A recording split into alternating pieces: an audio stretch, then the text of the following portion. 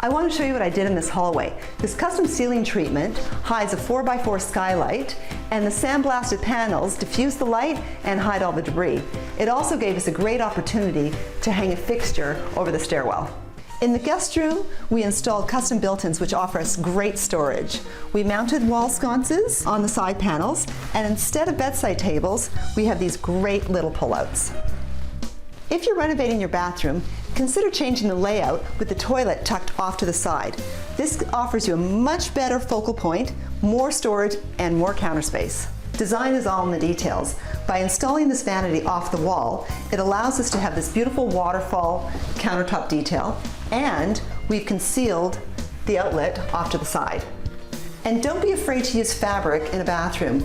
This great graphic pattern adds personality to the space.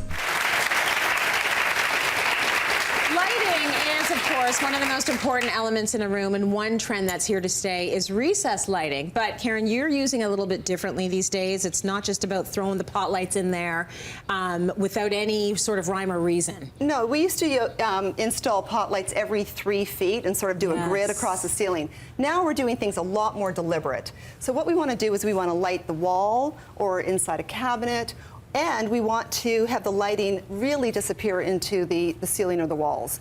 So I'm going to show you some different ways to light walls and ceilings. Yes. But also I want to talk about the intensity of the light. Okay, so let's talk a little bit about color temperature, and there is a measure for that. It's called kelvins. Kelvins, okay. So what, basically for residential lighting, you have anywhere from 2,000 to 6,500 kelvins. And if you want the lighting to be warm, you go down to 2,000. And if you want it to be light and bright, you keep increasing that. And if you want daylight, you're going to set your mark at 6,500. Okay, so you actually can pick where you want it to be. Exactly. Do you want to talk a little bit about dimmers now? Well, if you don't know what you want, you can buy a fixture that has a range, and you can dim from warm to bright. If we dim it, it goes right down from bright to warm. You want to be creating atmosphere in your space. Right. You don't want to just walk into a room and have bam, like, you know, this sort of lighting that is so unflattering.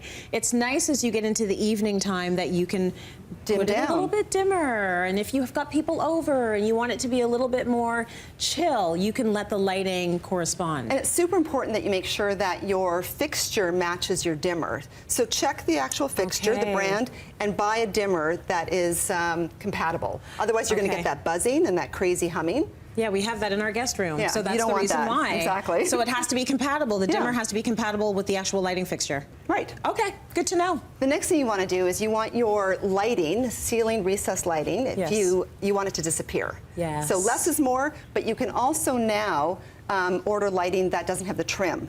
Okay. So you can tape it right in. So this fixture here, for instance, it has a mesh on the outside, and you tape your drywall tape around it. And all you're going to see then is this beautiful ring and the lighting in behind it. Oh, that's so nice. And you can do that with round lighting, square lighting. Again, tape it right in, and it just sort of disappears into the ceiling. Okay, so it's like we keep getting these advancements. First it was, oh, it's nice because the trim matches the ceiling. Now it's like you don't even need the trim. Exactly. That's amazing. And if you are just wanting to buy a light, and you've already drywalled your ceiling, so this light here, for instance, it doesn't have a trim. The whole fixture, you can see, is encompassed, and the light is very recessed. So it's a beautiful light to use for a dining room or an area where you don't want to see that intensity. Gorgeous. And then if you want something that's very small and compact, this beautiful little pin light is one of my favorites. Nice. I have them in my dining room and again in my bookcases.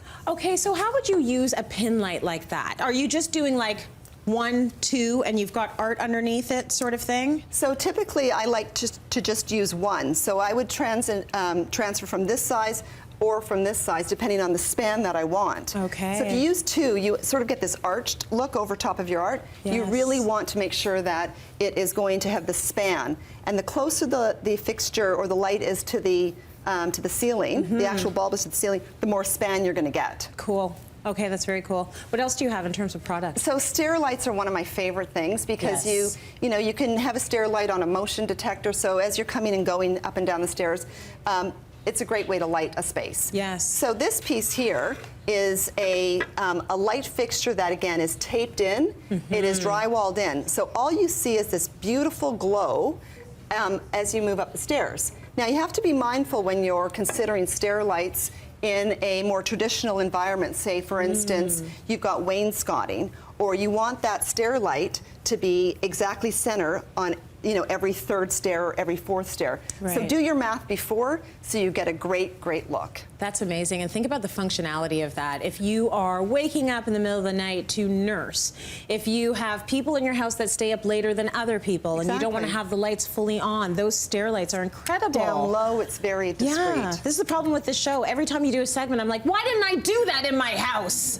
But it's never too late. No, it's never too late. It's never too late. Finally? So the last piece that I really love, so typically, if you want to introduce lighting, recessed lighting in a cove, you would buy LED strip lighting and put it behind a crown molding. Now you can have a extrusion. This aluminum extrusion gets drywalled in again, and the light fixture is actually included in the extrusion.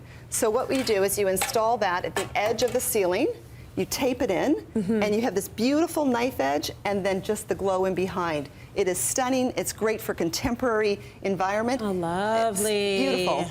That is clean, gorgeous. crisp, and offers enough light to light the room. Do you know what I call that? I call that sexy lighting. It's super very sexy. It's beautiful. Everything on the table you got from Dark Tools. Thank you for that great lesson, Karen.